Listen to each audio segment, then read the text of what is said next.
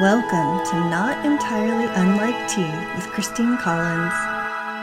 Hey there, it's Christine Collins, and today we have a very interesting topic that you may relate to if you have ever tried to set a goal to do something new, to change a behavior or a habit, or to make an advancement in your personal or business world. Every time we take an action, it is either reinforcing our sense of ourselves, of who we are, or potentially challenging our sense of who we are and who we think of ourselves as. And our brains have one primary job in terms of our identity, and that is to protect it and to keep us feeling safe. So anytime we try to make a change, it can sometimes feel threatening to that safety of our identity. But the interesting thing is that it's actually a lot more effective when we are wanting to make a change of some kind to consider it in terms of our identity story. So for example, if you have two people that are both trying to achieve the same goal, let's just say hypothetically, they want to start exercising or eating differently. And the first person says, I want to make these changes because I have an event coming up and I want to feel really confident, or I have an outfit that I'd like to wear, or something along those lines. And then the second person who has the same goal is saying to themselves that I want to become the type of person who prioritizes their health and their well-being. And the tricky thing about it is that the person who is making those changes because they want to prioritize their health, they want to become the type of person who values their health and their well-being, that person is far more likely to continue on with their goal well beyond the due date of that event or wearing that outfit or whatever the external factor was. So if we have a goal or a habit or a behavior or something that we're trying to achieve, and it is largely based around some type of external factor like recognition or pleasing someone else or getting approval or praise externally, we are attempting to change behaviors and patterns and habits without actually shifting anything about how we think of ourselves as a person. But when you reframe that goal, the same exact goal or habit or change, whatever it is, around who you're becoming, the person that you want to be, the way that you wish to think of yourself when you wake up in the morning and you think about who you are and what you're doing that day, you're actually working with your brain's natural wiring as opposed to against it. So most people try to approach this kind of backwards, starting with the outcome that they want. And only then do they begin to think about the process and the steps that they need to take to get there. But they skip that foundation layer about the identity story. If you are saying you want to get up and run every morning, but you don't think of yourself as a runner, it makes it a lot more difficult to get up and put the shoes on and get outside. Every single moment becomes a battle against your self-concept of who you are. But when you step into that identity and that feeling of, this is part of who I am, this is a thing that I do, this is something that I love, or even if I don't always love it, this is something that I am, it makes it much easier to continue to do it even on the hard days. The external factors, the rewards that we get, are kind of like little sugar rushes where we get a quick boost, but they just don't last. So if those external validation factors, whether it's money or praise or attention, we never manage to keep it sustainable, to keep that new behavior pattern going. And that's why so many goals do fail and fall flat after a period of time. There's, of course, a well understood pattern of setting a New Year's resolution that pretty much only lasts through the month of January. And often that is because we get very ambitious in setting a goal for something that ultimately we would like to do or achieve, but we haven't done the underlying work to become the person that can sustain that goal all the way through December of the same year. Every action that we take is either supporting our identity and how we think of ourselves or challenging it. So the more steps that we can take to support this identity story, the easier it is to create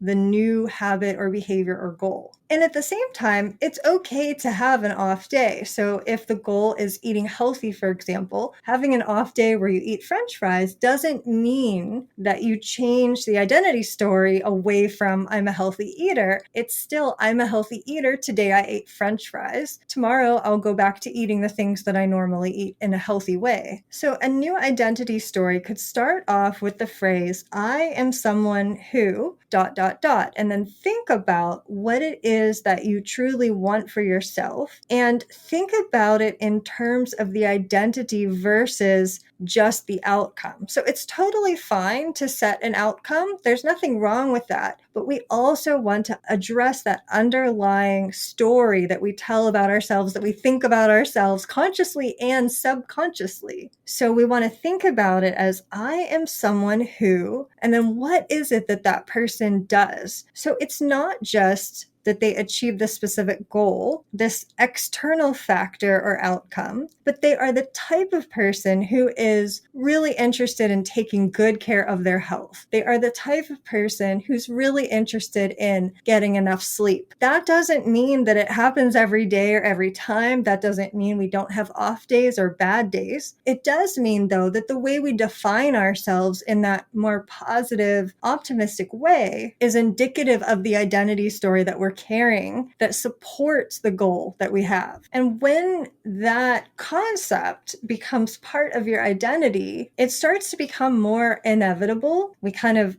get past needing to have all this heavy duty motivation. Not that motivation isn't important or relevant, but the energy required to sustain it is different. It becomes less about willpower and more about following a prescribed set of behaviors that goes right along with this identity that we have. I'm a healthy person. Therefore, because I am a healthy person, I get up and I eat a healthy breakfast, or I get up and I take a walk, or I get up and I do some meditation, or whatever that looks like for you. And then you're not trying to force yourself to do all the things that feel foreign to your identity. You're actually just doing what's right in line with the person that you've decided to be. And then it's also releasing the person who was not following those things, who is not doing those things. You can still have a French fry day here and there, but you're no longer the person who eats nothing but unhealthy food all the time, or however you want to define that. You're now a person who's really committed to their health and making good decisions that support your body, your life, your goals, and whatever it is that you're trying to achieve. And of course, that's just one example. We can take this and spread it out and apply it to many different aspects of business. I'm a person who enjoys getting into the nuts and bolts of what has to be done in the business. I'm a person who enjoys creating new things. I am a person who likes to be consistent with the things that I'm creating. I'm a person who enjoys supporting friends or family or other loved ones. And once that identity story begins to take hold at that deeper level, stepping forward into the actions and behaviors that are necessary to support it will become much easier. So I hope you found this to be helpful and interesting. And if you are in the process of wanting to create some new stories for yourself, maybe shifting some old beliefs or habits or patterns, because there's something you're reaching for that you want for yourself, I can think of few better tools than hypnosis. It is absolutely powerful for making some of these transformational shifts at the subconscious level. And the way that I've designed my hypnosis recordings, it's also a very luxurious and relaxing experience where you just get to lay down and listen to a soothing audio, about 15 to 20 minutes long, and you can pick and choose the topic that you're the most interested in. So I have a whole variety, a big library of hypnosis audios on many different topics, everything ranging from business and productivity and creativity to confidence, focus, motivation, having positive relationships with other people and with yourself, self-care and health and wellness. There's a whole range of things, and all of them are available as part of my monthly membership, the Hypno-Pothecary. All of those details are available for you in the show notes, so check that out. And until the next time we connect, I wish you the most magical and creative rest of your day.